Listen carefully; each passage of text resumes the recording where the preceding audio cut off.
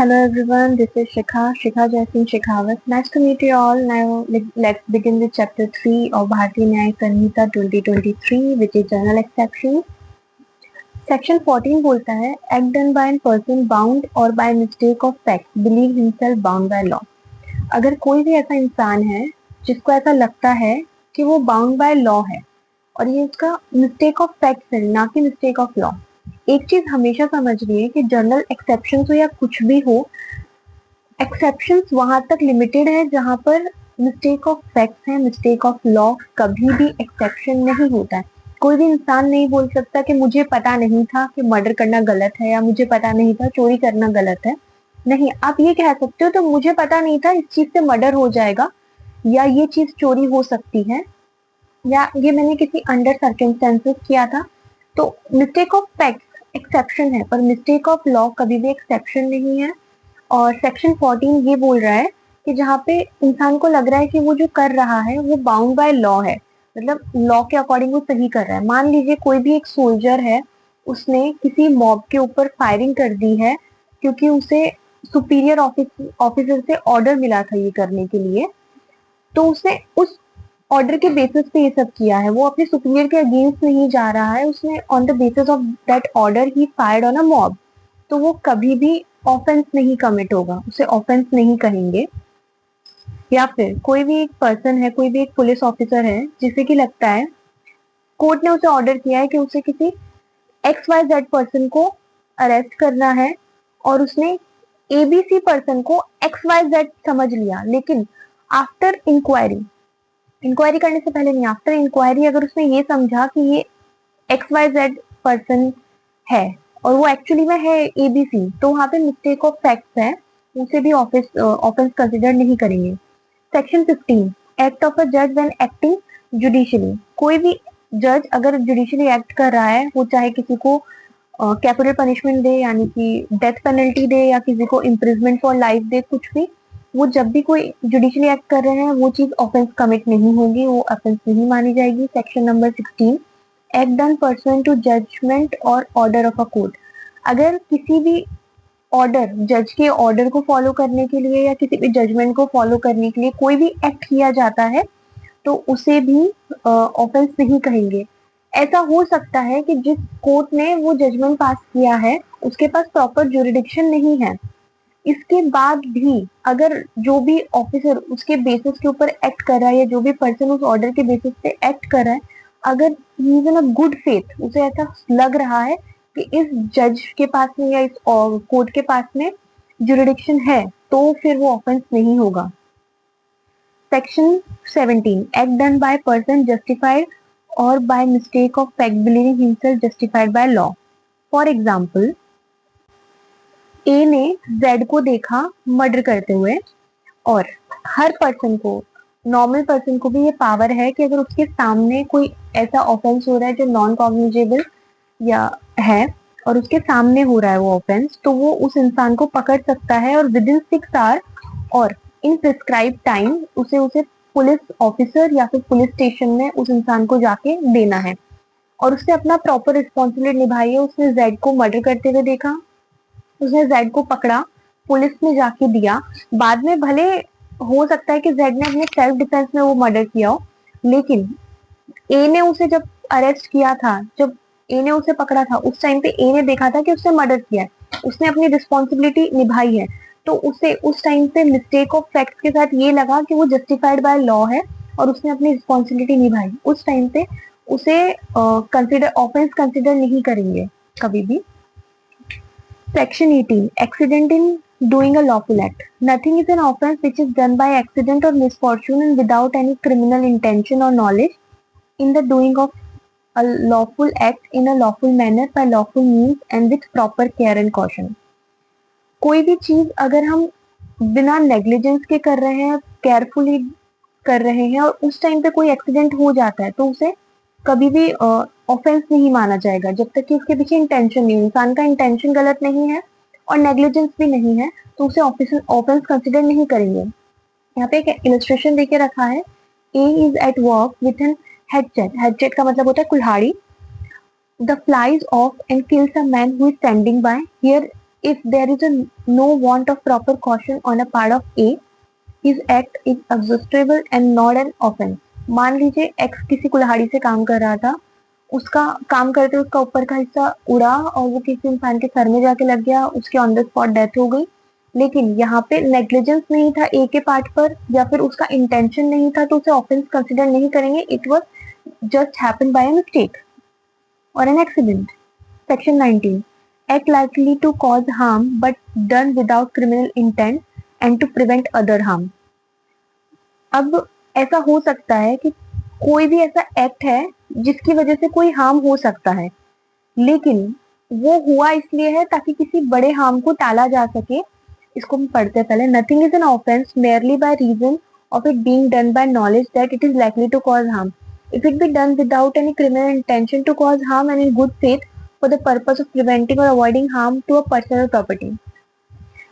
सामने वाले को पता था कि मैं अगर ये एक्ट करूंगा तो किसी को नुकसान हो सकता है, लेकिन वो नुकसान पहुंचाने के पीछे उसका कोई क्रिमिनल इंटेंशन नहीं था या उसका गुड फेथ था किसी दूसरे नुकसान को रोकने के लिए, तो वो ऑफेंस एक्सेप्शन के अंडर आएगा, उसे ऑफेंस नहीं माना जाएगा।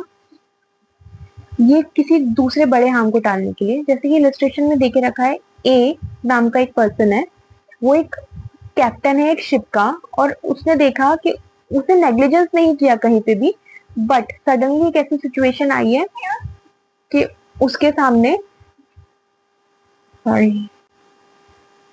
ऐसी सिचुएशन आई है उसके सामने कि वो उसकी शिप जाके भिड़ने वाली है एक छोटी बोट के ऊपर जिसके अंदर 20 से 30 लोग बैठे हैं। तो उसे कैसे भी अपनी शिप का डायरेक्शन चेंज करना है, और अगर वहां पर कैप्टन ने शिप का डायरेक्शन चेंज किया तो किसी बोट सी के अंदर बाद में शिप जाके टकराएंगी जिसके अंदर 2 लोग बैठे, तो उन्हें 2 में से किसी एक हार्म को तो कंफर्म होने वाला है, तो वो किसी एक हार्म को ही रोक सकते हैं। तो व्हाट ही डिसाइडेड कि वो डायरेक्शन घुमा देंगे ताकि वो सी के अंदर भिड़े, ना कि बी के अंदर, क्योंकि वहां पे ज्यादा जाने है, तब उसे एक्सेप्शन काउंट होगा, क्योंकि वो बड़ा हार्म टालने के लिए उसने छोटा हार्म किया है, तो वो एक्सेप्शन होगा। फिर है section 20, act of a child under 7 year of age. कोई भी ऐसा एक्ट जो 7 साल से कम उम्र के बच्चे ने किया है वो कभी भी ऑफेंस नहीं होगा। Section 21, act of a child about 7 and under 12 year of age immature understanding. कोई भी ऐसा बच्चा है जो 7 साल से तो ज्यादा का है पर 12 साल से कम का है, उस टाइम पे अगर वो प्रॉपरली मिच्योर नहीं हुआ है, वो जो एक्ट कर रहा है उसकी प्रॉपर अंडरस्टैंडिंग नहीं है कि इसके क्या कॉन्सिक्वेंसेस हो सकते हैं, उस टाइम पे उसे ऑफेंस कंसिडर नहीं किया जाएगा। अगर जज को लगता है, कोर्ट में लगता है ये चीज कि उसे प्रॉपर अंडरस्टैंडिंग है, बच्चा 7 साल से ऊपर है 12 साल से कम है, पर उसे पता है कि वो क्या कर रहा है और उसकी प्रॉपर अंडरस्टैंडिंग है, तो फिर उसे ऑफेंस कंसिडर नहीं किया जाएगा। Section 22, act of a person of unsound mind.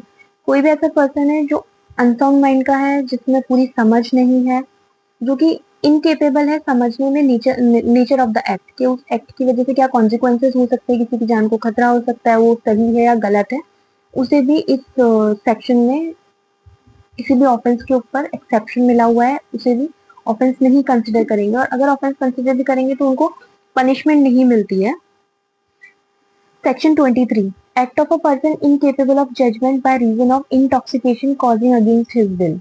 अगर कोई भी ऐसा पर्सन है जो इंटॉक्सिकेटेड है, यानी कि नशे में है, कोई भी ड्रंक है और उन्हें समझ नहीं आ रहा है कि वो जो कर रहे हैं वो ऑफेंस है या फिर उसके कॉन्सिक्वेंसेस क्या हो सकते हैं, उनके act of nature of the act क्या है, तो उसे ऑफेंस कंसिडर नहीं करेंगे। लेकिन एक शर्त है यहाँ पे कि वो person which intoxicated him administrate to him without his knowledge और अगेंस्ट हिज विल, या तो उनको जब इंटॉक्सिकेट किया गया तो उनको पता नहीं था कि इसकी वजह से वो नशे में चले जाएंगे, इससे वो ड्रंक है, या फिर उनके अगेंस्ट जबरदस्ती उन्हें इंटॉक्सिकेट किया गया हो, तो उस टाइम पे एक्सेप्शन नहीं लगेगी। सेक्शन 21 से हम कट कर देंगे। Section 24, offense requiring a particular intent or knowledge committing by one who is intoxicated। अगर ऐसा है कि कोई ऐसा ऑफेंस है जिसके पीछे ऑफेंडर को पनिश करने से पहले देखा जाता है कि क्या उसका इंटेंट था, क्या उसकी नॉलेज थी वो करने से पहले। फिर चाहे वो काम उन्होंने नशे में किया हो या ना किया हो, चाहे वो इंटॉक्सिकेटेड हो उस टाइम पे कमिट करने से पहले या ना हो, इट डजेंट मैटर, पनिश किया जाएगा, उसे ऑफेंस माना जाएगा। अनलेस, एक्सेप्शन क्या है, जो भी इंटॉक्सिकेशन हुआ है उस पर्सन को एडमिनिस्टर विदाउट हिज नॉलेज और अगेंस्ट हिज विल, कि उस पर्सन को पता नहीं था कि उसे जो इंटॉक्सिकेशन मतलब उन्हें नशे में किया जा रहा है या इससे नशा हो जाएगा या जबरदस्ती नशा करवाया गया हो, जबरदस्ती इंटॉक्सिकेट किया गया हो, तो ही एक्सेप्शन होगा 24 के अंदर, अदरवाइज नहीं होगा। ठीक है, तो मेन 24 क्या बोलता है कि कुछ ऐसे ऑफेंसेस हैं कि चाहे पर्सन ने इंटॉक्सिकेशन में आके भी उसे कमिट किया हो, लेकिन जब तक कि वो इंटॉक्सिकेशन जबरदस्ती या विदाउट नॉलेज नहीं हो तब तक एक्सेप्शन नहीं मिलेगा। Section 25, act not intended or not known to be likely to cause death or grievous hurt done by consent। कोई ऐसा ऑफेंस है जिससे ऐसा लगता नहीं था कि डेथ हो जाएगी, लेकिन फिर भी उससे कोई हार्म हुआ है, कोई ग्रीवियस हर्ट हुआ है और वो कंसेंट से हुआ है, तो उसे एक्सेप्शन माना जाएगा। लेकिन वो कंसेंट कितने का होना चाहिए, 18 साल से ऊपर का होना चाहिए। हम एक बार पढ़ लेते हैं। Nothing which is not intended to cause death, intention नहीं था डेथ का या ग्रीवियस हर्ट का, and which is not known by doer to likely to cause death और ग्रीवियस हर्ट, और जिसकी वजह से वो नुकसान पहुंचा है, जिसकी वजह से जान गई है, उसको पता नहीं था। नॉट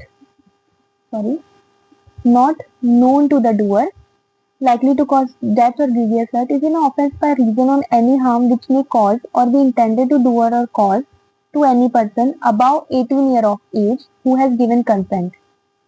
अगर ऐसा कुछ हुआ है और सामने वाले इंसान ने जिसको नुकसान पहुंचा है उसने अपना कंसेंट दिया है, and he must be above 18 year, 18 year का होना चाहिए।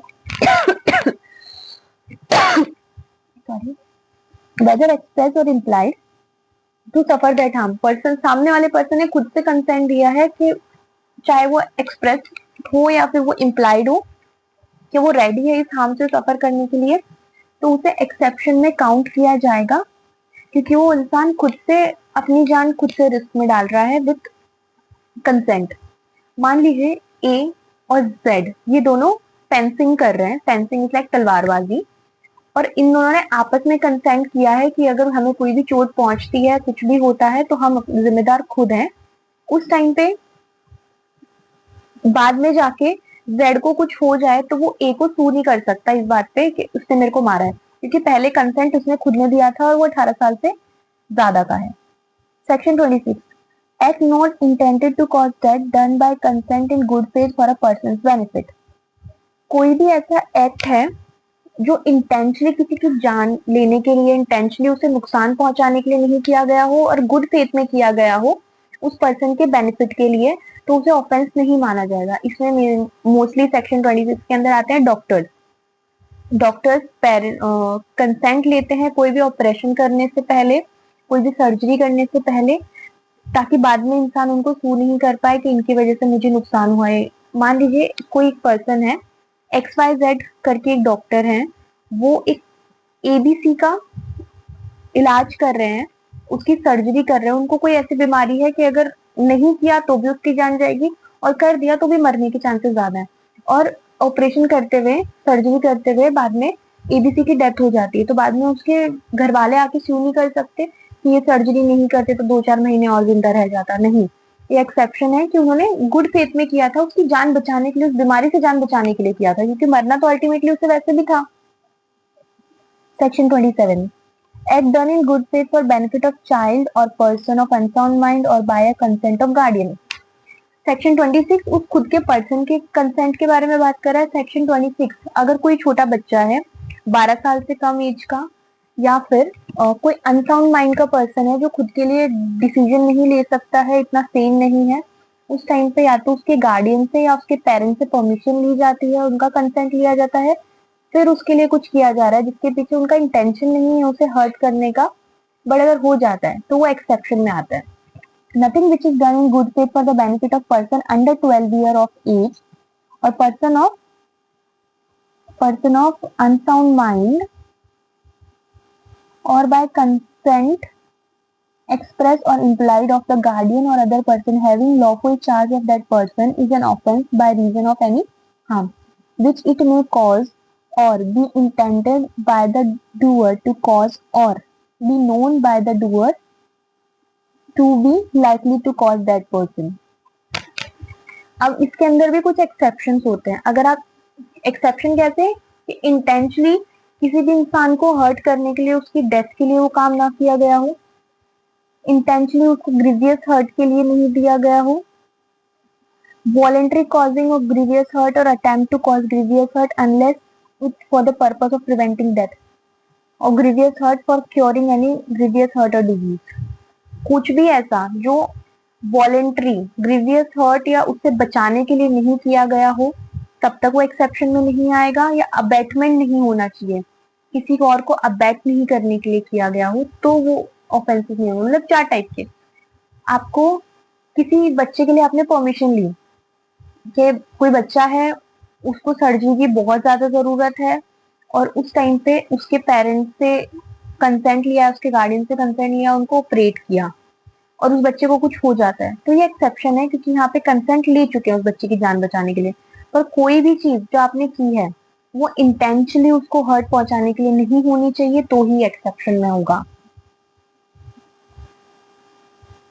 अब है section 28, consent to be given under fear और मिसकंसेप्शन.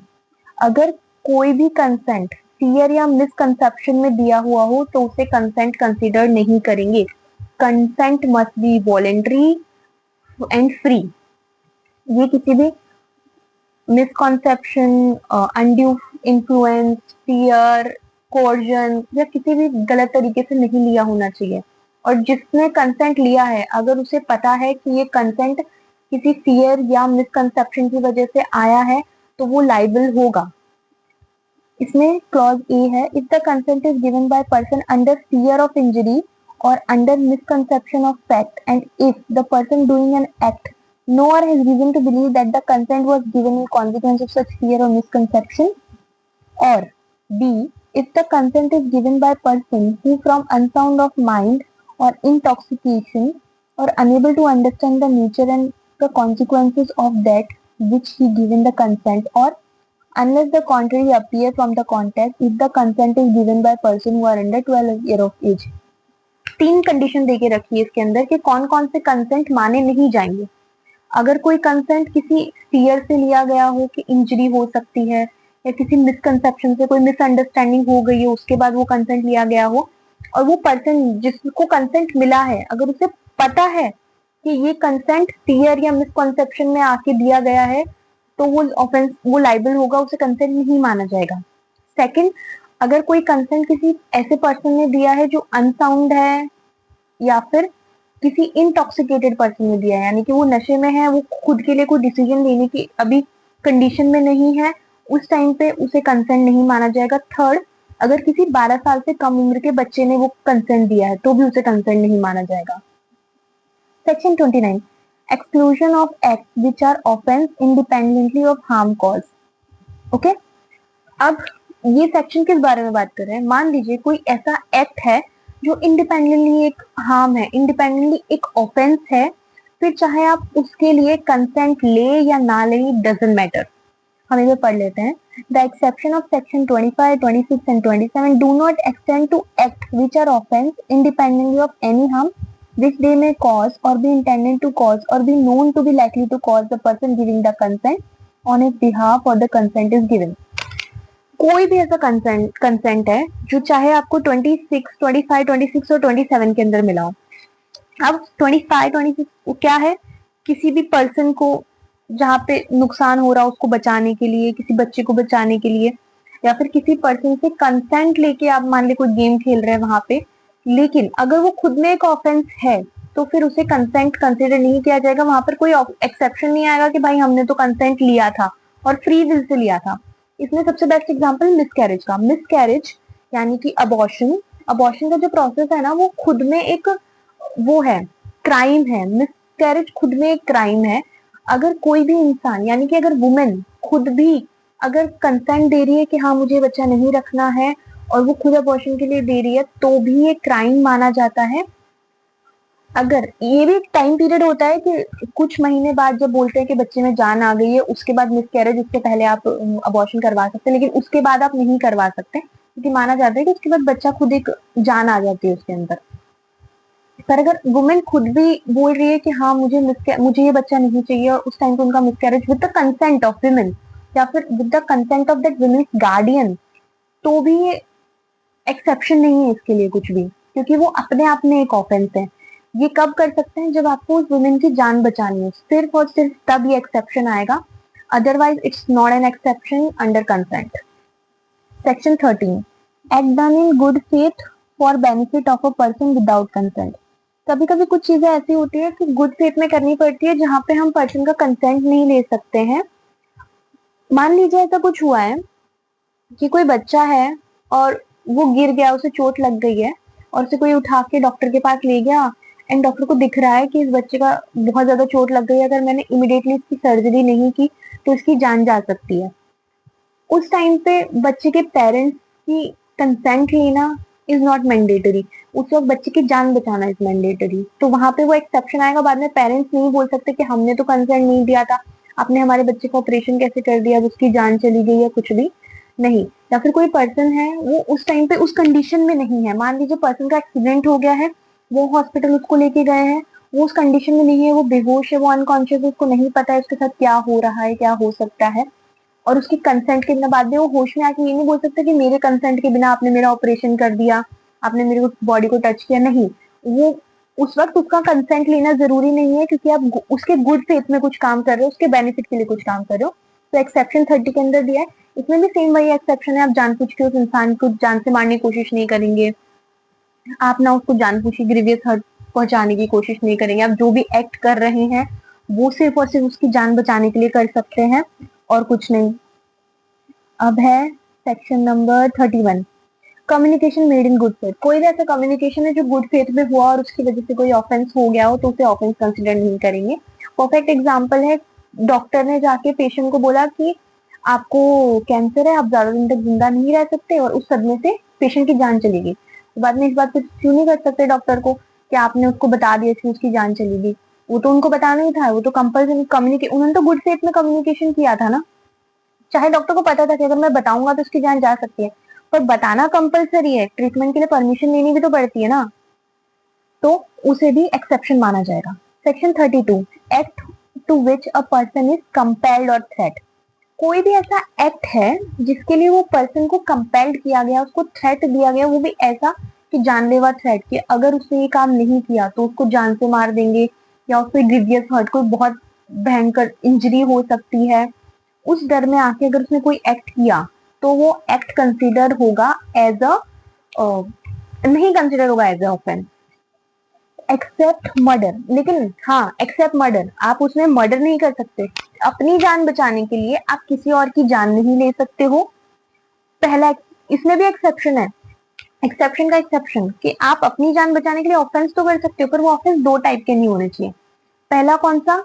एक्सेप्ट मर्डर, कि पहला तो आप किसी और की जान नहीं ले सकते हो अपनी जान बचाने के लिए, दूसरा आप कोई भी ऑफेंस अगेंस्ट स्टेट नहीं कर सकते हो जो पनिशेबल हो डेथ पेनल्टी से, यानी कि आप अपने देशद्रोही ऐसी एक्टिविटी नहीं कर सकते हो जो कि खुद डेथ से वो हो, पनिशेबल हो। इसको छोड़ के आप कोई भी ऑफेंस करोगे खुद की जान बचाने के लिए तो वो एक्सेप्शन कंसिडर होगा। Nothing is an offense which is done by a person who is compelled to do it by threat, which at the time of doing it reasonably cause or apprehension that instant death to that person will otherwise be consequences। कि अगर उस इंसान ने, ऐसा threat है कि अगर उस इंसान ने वो नहीं किया ऑफेंस तो उसको उसी टाइम पे इंस्टेंट डेथ या फिर कोई ग्रीवियस हर्ट हो सकता है, provided that the person doing the act did not with his own accord or reasonable apprehension to harm himself short of instant death place himself in a situation by which he becomes such subject to such consequences। लेकिन उसमें भी provide, उसमें भी condition है कि उस इंसान ने खुद ने अपनी गलती से ऐसा कुछ नहीं किया, उसने खुद ने अपने आप को इस सिचुएशन में नहीं डाला हो, वो इस सिचुएशन में आके अपने आप फंस गया हो, या फिर अपने आप ऐसी सिचुएशन में आगे कैसे आ जाते हैं, अपने आप आया, अपने आप आ गया हो, उसकी खुद की गलती नहीं हो, उसने खुद ने अपने आप को ऐसे सिचुएशन में डाला। इसमें दो एक्सप्लेनेशन देके रखे। एक्सप्लेनेशन वन बोलते हैं एक ऐसा इंसान है, उसने किसी थ्रेट में आके ना एक गैंग डिकॉइट्स के उनके डिकॉइट्स आर लाइक डाकू डाकू के गैंग को ज्वाइन कर लिया। अब और बाद में उनके साथ में मिलके उसने चोरी मर्डर जो भी करना था सब कर दिया। बाद में एक्सेप्शन नहीं ले सकता है कि भाई मैंने तो डर में आके ज्वाइन किया था और मुझे तो पता नहीं था, और बाद में जब मैंने ज्वाइन कर लिया तब इन लोगों ने मेरे को फोर्स किया कि ये करना पड़ेगा। ज्वाइन उसने भले किसी भी डर में आके किया हो, लेकिन बाद में वो इस चीज का एक्सेप्शन नहीं ले सकता। सेकेंड एक्सेप्शन एक्सप्लेनेशन है, कोई एक पर्सन है, वो एक स्मिथ है, एंड उसको ना डिकॉइट्स के गैंग ने यानी डाकुओं ने कंपेल किया कि या तो हम तेरे को जान से मार देंगे या तो तू इस घर का दरवाजा तोड़ दे। तो उसने घर का दरवाजा तोड़ दिया और वो अंदर जाके चोरी वोरी करके उनको जो ऑफेंस जो क्राइम करना था उन लोगों ने किया। तो एक्सेप्शन ले सकते हैं कि मेरे को मेरी जान का खतरा था अगर मैं इनकी हेल्प नहीं करता तो, लेकिन मेंबर होके बाद में एक्सेप्शन नहीं ले सकते। Section 33 act causing slight harm. कोई भी ऐसा स्लाइट हार्म है कि कोई भी जाके स्लाइट हार्म यानी ट्राइफल सी जो चीजें होती है, किसी ने किसी को थप्पड़ मार दिया उस पर केस नहीं हो सकता, वो ऑफेंस कंसिडर नहीं होगा। ये नॉर्मल सी चीज है कि कोई भी समझदार इंसान, कोई भी सेम पर्सन है ना, समझदार इंसान, वो कभी भी उस चीज को ऑफेंस कंसिडर नहीं करेगा। तो कानून भी उस चीज को ऑफेंस कंसिडर नहीं करता, किसी भी स्लाइट हार्म को ऑफेंस वैसे ही कंसिडर नहीं करते, तो वो भी एक्सेप्शन में आता है। फिर आता है राइट ऑफ प्राइवेट डिफेंस, खुद के डिफेंस के लिए। तो ये है section 34 things done in private defence. Nothing an offence which is done in exercise of right of private defence. कोई भी चीज हम जो अपने प्राइवेट डिफेंस में करते हैं वो ऑफेंस नहीं होती कभी भी। Section 35 right of private defence of body end of property. दो टाइप के प्राइवेट डिफेंस होते हैं, फर्स्ट तो प्रॉपर्टी का एंड सेकंड बॉडी का। ये ही दो प्राइवेट डिफेंस है जिनके लिए आप कर सकते हैं। इसमें एक एक्सेप्शन आता है 37 जो हम आगे पढ़ेंगे। पहले क्लॉज ए दिखता है, his own body and the body of other person against any offence affecting the human body. हर इंसान के पास में राइट होता है कि वो खुद की बॉडी या किसी और इंसान की बॉडी यानी किसी और इंसान को बचाने के लिए वो प्राइवेट डिफेंस अप्लाई कर सकता है। और कुछ रिस्ट्रिक्शन देके रखे हैं 37 में। या फिर वो प्राइवेट डिफेंस अप्लाई कर सकता है to the property whether movable और इमूवेबल ऑफ हिमसेल्फ और any other person against any act which is an offence falling under the definition of theft robbery mischief or criminal trespass or which an attempt to commit theft robbery mischief or criminal trespass। कोई भी ऐसा offence जो कि against property है और जो कि theft robbery mischief या क्रिमिनल ट्रेसपास के अंदर या अटेम्प्ट, इन सब चीजों के अटेम्प्ट में वो डिफाइन है, उसके अगेंस्ट कोई भी पर्सन चाहे वो अपनी हो चाहे किसी और की हो, चाहे वो मूवेबल हो चाहे वो इमूवेबल हो, वो प्राइवेट डिफेंस अप्लाई कर सकता है। अब है section 36 right of private defence against act of a person of unsound mind. हाँ, अब हमने पहले एक्सेप्शन पढ़ा था कि कोई भी ऐसा इंसान है जो अनसाउंड माइंड का है, जो इंटॉक्सिकेटेड है या जो 12 साल से कम का है, उन सब ने जो भी चीज की है क्योंकि वो समझ नहीं रहे हैं, उनको पता नहीं था और उन्होंने कोई ऑफेंस कर दिया है, तो हम उन्हें ऑफेंस कंसिडर नहीं करेंगे। लेकिन वो जिस इंसान के अगेंस्ट ऑफेंस कर रहे हैं उसे भी फुल पावर मिली है कि वो भी अब प्राइवेट डिफेंस कर सकता है, मतलब अपना खुद का डिफेंस उनके अगेंस्ट कर सकता है। बाद में ये नहीं बोल सकते कि आपने तो अनसाउंड माइंड वाले इंसान को मार दिया, वो अपना प्राइवेट डिफेंस कर रहा था और उसको तो सामने वाले को तो एक्सेप्शन मिला है कि वो तो अनसाउंड माइंड में आके कर देगा। वो तो बोल देगा कि हाँ भाई मेरे को तो समझ नहीं था कि मैं तो नशे में था। तो ये भी बोल सकता है कि भाई तू नशे में था तो मेरे को नुकसान थोड़ी पहुंचाएगा, मैं भी तो अपने बचाने के लिए कुछ करूंगा, मैं भी तो अपने लिए कुछ करूंगा। तो उसे एक्सेप्शन मिलता है अंदर 36 के अंदर। या फिर जब उसे पता नहीं हो, मिसकॉन्सेप्शन के अंदर, फॉर एग्जाम्पल ए है वो रात में घर में घुस रहा है और जेड उस घर के अंदर है और उसे लग रहा है इन गुड फेथ कि घर में कोई चोर या कोई डिकॉइट्स वगैरह आ रहे हैं और उनसे बचने के लिए उसने ए के ऊपर हमला कर दिया।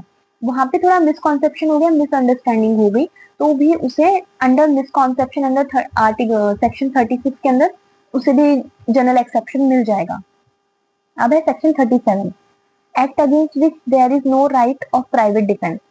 कुछ ऐसे एक्ट्स भी होते हैं जहां पर प्राइवेट डिफेंस अप्लाई नहीं होता है। अब ये एक्ट कौन से हो सकते हैं? A, against an act which does not reasonably cause apprehension of death or grievous hurt is done attempted to be done by public servant acting in good faith under color of his office through the act may not be strictly justifiable by law। कभी ऐसा हो गया कि किसी इंसान के साथ जिसके साथ ऑफेंस हो रहा है उसको अपनी जान का खतरा नहीं है, किसी ग्रीवियस हर्ट नहीं है उसको, वहां पर अगर वो एक्ट किसी पुलिस वाले ने किया है अंडर द उसके खुद के ऑफिस में, मतलब अपनी ऑफिशियल कैपेसिटी के अंदर कोई पुलिस वाला उसे अरेस्ट करने आ रहा है और पर्सन को लग रहा है या उसको पता है कि उससे उसको जान को खतरा नहीं है और वो जो पुलिस वाला जो भी कर रहा है वो लीगली कर रहा है, अपनी ऑफिशियल कैपेसिटी के अंदर कर रहा है, तो वो प्राइवेट डिफेंस अप्लाई नहीं कर सकता है, वो एक्सेप्शन नहीं ले मिलेगा उसको। सेक्शन क्लॉज बी बोलता है कि कोई भी ऐसा इंसान जो डायरेक्शन ऑफ पब्लिक सर्वेंट, देख लेते हैं यहाँ पे, direction of public servant acting in good faith under colour of his office so that direction may not be strictly justified by law। वो direction of the public servant के direction में आगे कुछ काम कर रहा है कोई इंसान और जिसके अगेंस्ट हो रहा है, यानी कि जो पर्सन है जिसको प्राइवेट डिफेंस मिलना चाहिए था इन जनरल एक्सेप्शन पर यहाँ पर नहीं मिल रहा है क्योंकि पब्लिक सर्वेंट के डायरेक्शन के बेसिस पे कोई और उसके अगेंस्ट कुछ भी कर रहा है, तो जब तक उसकी जान को खतरा नहीं हो, जब तक कोई ग्रीवियस हर्ट का खतरा नहीं हो, तब तक वो उसके अगेंस्ट प्राइवेट डिफेंस अप्लाई नहीं कर सकता है, वो एक्सेप्शन नहीं मिलेगा। या सी है, in case in which there is a no there is time to recourse to the protection of public authority. या फिर ऐसा है कि आपके साथ कोई ग्रीवियस हर्ट या कुछ भी कोई जानलेवा चीज हो रही है या कोई भी आपको क्राइम हो रहा है, कोई ऑफेंस आपके साथ हो रहा है जिसके अगेंस्ट आप ये right of private defence apply करने वाले हैं, लेकिन उसके बीच में आपको कहीं पे टाइम मिला हो कि आप किसी पब्लिक अथॉरिटी की हेल्प ले सकते हैं, आप अपनी जान बचाने के लिए कुछ कर सकते हैं एक्सेप्ट सामने वाले को नुकसान पहुंचाने के अलावा, फिर भी आप वो चीज ना करके सामने वाले को नुकसान पहुंचाते हैं, तो आप एक्सेप्शन नहीं बोल सकते हैं कि मेरे को एक्सेप्शन चाहिए, मैंने तो प्राइवेट डिफेंस किया है, मैंने तो अपनी जान बचाई है। अगर पब्लिक अथॉरिटी की हेल्प ले सकते थे, आप कॉल कर सकते थे पुलिस को और पुलिस आ सकती थी, आपको बचा सकती थी, लेकिन आपने नहीं किया। आप तो बोले मैं तो बाहुबली हूँ, मैं तो खुद जाके मारूंगा, मैं तो खुद बच जाऊंगा। नहीं, कोर्ट आपको पकड़ेगी, पुलिस आपको पकड़ के लेके जाएगी और आपको एज अ ऑफेंडर आपके ऊपर ट्राई होगा, तो ना करें।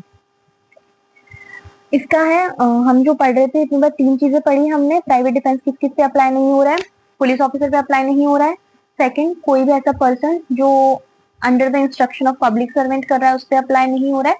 थर्ड, जब आपको बचने का टाइम मिलता है, किसी अथॉरिटी से हेल्प लेने का टाइम मिलता है पर आप नहीं करते हैं, तो आप प्राइवेट डिफेंस की नहीं बोल सकते कि भाई प्राइवेट डिफेंस किया है। फिर इसका सब सेक्शन 2 बोल रहा है, the right of private defence in no case extend to inflict more harm than necessary to inflict for the purpose of defence. आप जब भी प्राइवेट डिफेंस अप्लाई कर रहे हैं तो हमेशा ये चीज ध्यान रखना कि आप अपनी जान बचाने से ज्यादा जोर से उसे अप्लाई नहीं कर सकते हैं। घर में कोई चोर घुसा, उसने आपको मारने की कोशिश की, आपने उसको 2 चपेड़ मार दिए, वो डर गया और वो भागने लगा। आप बोले ऐसे कैसे, तो मेरे घर में घुसा था, अब तो मैं तेरे को जान से मारूंगा।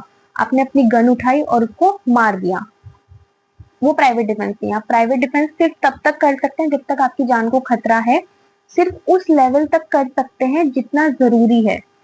अगर वो सामने वाला भागने लग गया है, उसने आपको छोड़ दिया है, वो आपको नुकसान नहीं पहुंचा रहा है, आपके प्राइवेट डिफेंस वहीं पे खत्म होता है। अब आपको जरूरत नहीं है आप अथॉरिटी को कंप्लेन करें, वो आएंगी, वो मदद करेगी। इसमें एक्सप्लेनेशन 1 है, a person is not deprive of a right of private defence against an act done और attempted to be done by a public servant as such unless he knows or has reason to believe that the person doing the act is such public servant। अब ऐसा हो सकता है कभी कभी कि सामने वाला आया और उसे पता ही नहीं चला कि सामने वाला पब्लिक सर्वेंट है, उसने अपना कुछ दिखाया ही नहीं, अपना आईडी कार्ड नहीं दिखाया, फिर पुलिस वाला आया सिविलियंस के कपड़ों में आया और वो आके हाथ पकड़ के लेके जा रहा है कि चल भाई आज तेरे को पुलिस स्टेशन लेके जाता हूँ। पूछ रही कि क्यों भाई, क्यों लेके जा रहे हो? बोले मेरी मर्जी, मैं कर सकता हूँ। क्यों कर सकता है भाई? तब आप प्राइवेट डिफेंस अप्लाई कर सकते हो कि मेरे को तो पता ही नहीं था तो पुलिस वाला है, मेरे को पता होता तो मैं नहीं करता। तो जब तक आपको पता नहीं है तब तक आप अप्लाई कर सकते हो, लेकिन अगर आपको पता है तो झूठ मूठ नहीं बोलना है, नहीं अप्लाई करना है। Extension 2. A person is not deprived of the right of private defense against an act done or attempted to be done by the direction of public servant unless he knows or has reason to believe that the person doing the act is acting by such direction, or unless such person state the authority under which act, or if he authority in writing unless the produce such authority demanded. कोई person कर रहा है, public servant के order के ऊपर कर रहा है, उसके डायरेक्शन के अंडर कर रहा है। आपने बोला ले भाई दिखा, वारंट दिखा, या जो भी चीज है कि तू अपना आईडी दिखा या कुछ दिखा, और वो मना कर देता है कि मैं तो नहीं दिखाऊंगा, मैं तो प्रधानमंत्री जी कहने पे कर रहा हूँ। नहीं भैया तुम नहीं कर सकते, तुम्हें दिखाना पड़ेगा, तुम सबूत नहीं दोगे तो हम 2 लाख लगा के तुमको भगा देंगे यहाँ से। बाद में वो जाके नहीं बोल सकता कि मैं तो गया था, मैं तो पुलिस वाला हूँ, मैंने तो अरेस्ट करने की कोशिश की थी, इसने मेरे को मारपीट करके भगा दिया। तुम्हारे काम ऐसे थे, तुमने किया ऐसी चीजें कि तुम्हें मारपीट करके भगाए थे, तुमसे मांगा तो तुमने दिया क्यों नहीं? तब आप एक्सेप्शन ले सकते हो। Section 38. When right of private defense of a body extend to causing death. अब कुछ कभी कभी ऐसा होता है कि आप अपना प्राइवेट डिफेंस कर रहे हो और वो प्राइवेट डिफेंस इस लिमिट तक पहुंच जाता है कि आप जिसके अगेंस्ट प्राइवेट डिफेंस अप्लाई कर रहे हो उसकी जान चली गई। अब इसमें क्या होता है, the right of private defence of a body extend under the restriction specified in section 37 to the voluntary causing of death और of any other harm to the assailant if the offense which occasion the exercise of right of any description hereinafter enumerated. ये private defence जब आप अपने कर रहे हो तो कुछ ऐसी चीजें होती है, कुछ ऐसे ऑफेंसेस हैं जिसके अगेंस्ट आप अपने आप को इतना पावर दे सकते हो कि आप किसी की सामने वाले की जान ले लो। कोई सामने से आया और वो कोई ऑफेंस कमिट करने आया आपके साथ में, और वो ऑफेंस इस टाइप का होगा, इतना ग्रेवियंस ऑफेंस होगा, इतना डेंजरस ऑफेंस होगा वो, कि आप उससे बचने के लिए उसकी जान भी ले सकते हो। वो ऑफेंस इसमें 38 में देके रखे हैं जहां पे आप सामने वाले की जान ले सकते हो, बट रिस्ट्रिक्शन अप्लाई होंगे 37 के। आप किसी पब्लिक सर्वेंट के या कोई ऐसा पर्सन जो पब्लिक सर्वेंट के अंडर काम कर रहा है, या फिर जब आपको हेल्प लेने की टाइम मिला हो आपने हेल्प नहीं लिया हो, या फिर आपने रीजनेबल जो फोर्स से ज्यादा फोर्स अप्लाई करके उसको जान से मार दिया हो, ये एक्सेप्शन नहीं। सेक्शन 37 के एक्सेप्शन एज इट इज है, उसके अलावा आप उसे जान से मार सकते हो अगर इनमें से कोई ऑफेंस आपके साथ हो रहा है। अब ये ऑफेंस कौन कौन से हैं? ए, कोई ऐसा असॉल्ट आपके साथ में हो रहा है या कुछ ऐसा कॉन्सिक्वेंसेस हो रहे हैं कि आपकी डेथ हो सकती है, उस टाइम पे आप अपनी जान बचाने के लिए सामने वाले की जान ले सकते हो। B, such an assault as may reasonably cause an apprehension that grievous hurt will be otherwise, कि आपको कोई ग्रीवियस हर्ट हो सकता है, आपका सर फूट सकता है, पूरी रीढ़ की हड्डी टूट सकती है, इतना ज्यादा ग्रीवियस हर्ट मतलब बहुत तेज होता है ग्रीवियस हर्ट। फिर C, an assault with an intention of committing rape, अगर किसी विमेन के साथ रेप हो रहा है तो जो रेप कर रहा है वो उसका मर्डर कर सकती है, कर देना चाहिए। या फिर gratifying unnatural loss, unnatural like कोई भी अननेचुरल मतलब जो नेचुरल सेक्स होता है उससे हट के अगर आप कुछ कर रहे हो उस टाइम पे सामने वाले को रोकने के लिए आप उसकी जान ले सकते हो। इंटेंशन ऑफ किडनैपिंग और अबडक्टिंग, आप अगर कोई इंसान आपको किडनैप कर रहा है या अबडक्ट कर रहा है तो आप उसकी जान ले सकते हो। Intention of wrongful confinement of a person under circumstances which reasonably apparent that will unable to have recourse public authority for his release, अगर इंसान को लग रहा है कि वो wrongful confinement में जा रहा है, उसे wrongfully पकड़ के लेके जाया जा रहा है और उसे reasonably मतलब उसे समझ आ रहा है कि अगर वो कन्फाइन हो गया, अगर वो चला गया, लोग उसे पकड़ के ले गए, तो वो कभी भी पब्लिक अथॉरिटी की हेल्प नहीं ले पाएगा, वो इतना मजबूर हो जाएगा तो वो सामने वाले की जान ले सकता है। G, an act of throwing acid attack, अगर कोई एसिड अटैक हो रहा है तो जिस पे एसिड अटैक हो रहा है वो सामने वाले की जान ले सकती है, ले लेनी चाहिए। अब हम पढ़ते हैं सेक्शन 39।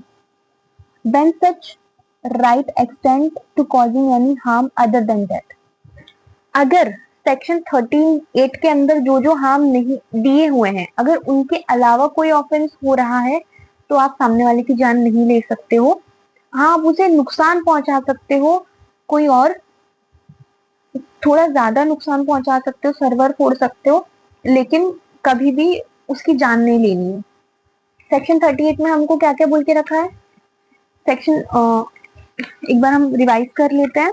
सेक्शन 38 में पहले बोल के रखा है कि अगर आपको डेथ हो सकती है, आपको ग्रीवियस हर्ट हो सकता है, रेप हो सकता है, ग्रेटिफाइंग अननेचुरल लस्ट है, किडनैपिंग हो रही है, रॉन्गफुल कन्फाइनमेंट हो रहा है कि आप किसी और अथॉरिटी की मदद ही नहीं ले पाओगे आगे जाके, या एसिड अटैक हो रहा है, इन 6 में से कोई भी एक चीज आपके साथ नहीं हो रही है ना, आप सामने वाले की जान नहीं ले सकते हो। ठीक है, आपको उसे सिर्फ हर्ट करना है, जान नहीं लेनी है। ये सेक्शन 39 बोल रहा है। अगर इनमें से कोई ऑफेंस नहीं हो रहा है और बाद में आपने जाके सामने वाले की जान ले ली, तो एक्सेप्शन मत मांगना भैया बाद में। फिर है section 40, commencement and continuance of right of private defence of a body. कब से शुरू होगा और कब तक रहेगा? ठीक है, तो जब से वो शुरू होगा ऑफेंस, तब से आप right of private defence apply कर सकते हो, जब तक या तो ऑफेंस खत्म नहीं होता, या तो ऑफेंडर मर नहीं जाता है, ऑफेंडर भाग नहीं जाता। ऑफेंडर मर के कहा सकता है?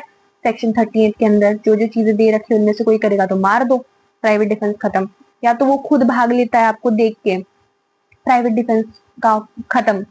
तो हम एक बार पढ़ लेते हैं। Right of private defence of a body commenced as soon as reasonable apprehension of danger of a body arises, an attempt और threat to commit the offence through the offence may not have been committed.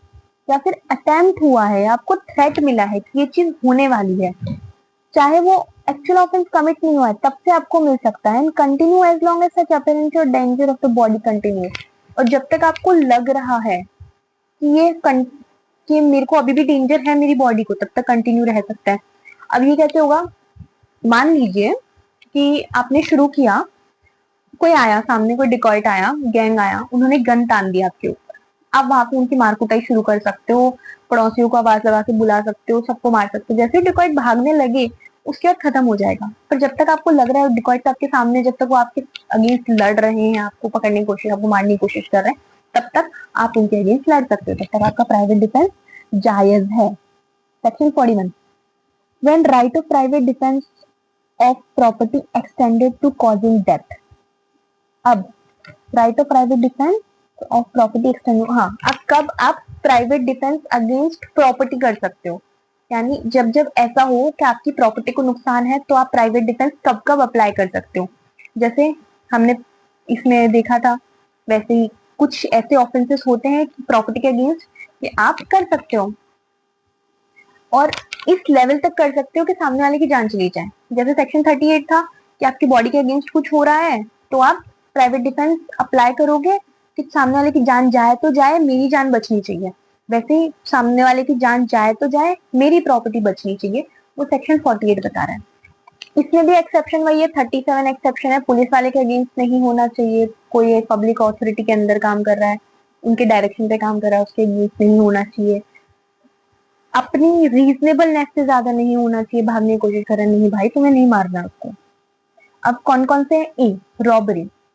अगर कोई robbery करने आया है तो आप आपकी property पे, तो आप उसे जान से मार सकते हो। House breaking after sunset before sunrise, house breaking हो रही है सनसेट के बाद और सनराइज के पहले, तो आप उसे जान से मार सकते हो। Mischief by fire or any explosive substance committing on building tent or vessel, which building tent or vessel is used as human dwelling or as a place for custody of property। अब मान लीजिए ऐसा कुछ हो रहा है जहाँ पे कोई भी एक बिल्डिंग है, कोई टेंट है या कोई वेसल है जहाँ पर ह्यूमंस रहते हैं, उनकी रहने की जगह है, और उससे कोई मिसचीफ कर रहा है, कोई वहां पे आग लगा रहा है, कोई एक्सप्लोजिव लगा रहा है, तो आप उसकी जान ले सकते हो। और डी है theft, mischief or house trespass under any circumstances as may reasonably cause apprehension that death or grievous hurt will be consequence if such right of private defense is not applied। कहीं किसी घर में theft हो रहा है, कोई mischief हो रहा है, क्या कोई हाउस ट्रेसपास हो रहा है जिसका आपको लग रहा है रीजनेबली, ऐसा लग रहा है कि ये या तो मेरे को ग्रीवियस हर्ट हो जाएगा या तो मेरी जान चली जाएगी अगर मैंने प्राइवेट डिफेंस अप्लाई नहीं किया, इस केस में आप सामने वाले की जान ले सकते हो। Section 42, when such right extend to cause any harm other than death। कब कब ऐसा होगा कि आप डेथ तो नहीं कर सकते बट आप कुछ और हार्म उसे पहुंचा सकते हो। तो यानी कि जब जो चीजें सेक्शन 41 में देके रखी है वो चीजें नहीं हो रही है, तो आप सामने वाले को कभी भी जान से नहीं मार सकते, आप उसे कोई हर्ट ही कर सकते हो, जान से नहीं मार सकते हो। सेक्शन 37 हमेशा अप्लाई होगा, remember. Section 43 commencement and continuance of right of private defence of property. कब तक कमेंस हो सकता है, कब तक राइट ऑफ प्राइवेट डिफेंस चल सकता है प्रॉपर्टी के ऊपर? जब से वो डेंजर प्रॉपर्टी के ऊपर आया है तब से वो कमेंस होगा। जब तक थेफ्ट कंटिन्यू है, जब तक आपको लग नहीं रहा है कि सामने वाले ने मेरी प्रॉपर्टी छोड़ दी है, तब तक होगा। जब तक रॉबरी कंटिन्यू है, जब तक अटेम्प्ट चल रहा है रॉबरी का, या आपको लग रहा है कि मेरी डेथ हो सकती है, या कोई रॉन्गफुल रिस्ट्रेन हो रहा है आपको, तो उस टाइम तक प्राइवेट डिफेंस चल सकता है। अगेंस्ट क्रिमिनल ट्रेसपास और mischief continue as long as offender continue in commission of trespass और मिसचीफ। जब तक क्रिमिनल ट्रेसपास और क्रिमिनल मिसकंडक्ट हुए जा रहा है आपकी प्रॉपर्टी पे, मतलब जब से वो ऑफेंस शुरू हुआ है और जब तक वो ऑफेंस खत्म नहीं हो जाता, सिंपल लैंग्वेज में, तब तक आप प्राइवेट डिफेंस कर सकते हो। उसके बाद है section 44 right of private defence against deadly assault when there is a risk of harm of innocent person. कभी कभी ऐसा होता है कि आपके साथ कोई डेडली असॉल्ट हो रहा है, आपको पता है कि मेरी जान जा सकती है, मुझे बहुत भयंकर चोट लग सकती है, कोई ग्रीवियस हर्ट आ सकता है, और आपको अपने आप को बचाने के लिए किसी इनोसेंट पर्सन की जान लेनी पड़ सकती है। आप उसकी जान लेना नहीं चाहते हो, लेनी पड़ सकती है या पड़ रही है, तो उस टाइम पे वो ऑफेंस नहीं होगा। मान लीजिए किसी मॉब ने आप पे हमला कर दिया है, बहुत सारे लोग हैं, वो आपको जान से मारने हैं, आपके पास एक गन है, आप अपने आप को बचाने के लिए शूट कर रहे हो अंधाधुंध, और उस वहां पे बच्चे भी हैं, उस मॉब के अंदर बच्चे भी हैं, जो बच्चे आपकी जान लेना चाहते हैं, वो बच्चे ही हैं यार, बच्चे हैं वो, और आपने गलती से बच्चे पे फायर कर दिया, आप अपनी जान बचा रहे थे मॉब से, तो उस टाइम पे आप प्राइवेट डिफेंस के नाम पे एक्सेप्शन ले सकते हो, भले बच्चा इनोसेंट हो, लेकिन आप अपनी जान बचाने के लिए किया। ओके।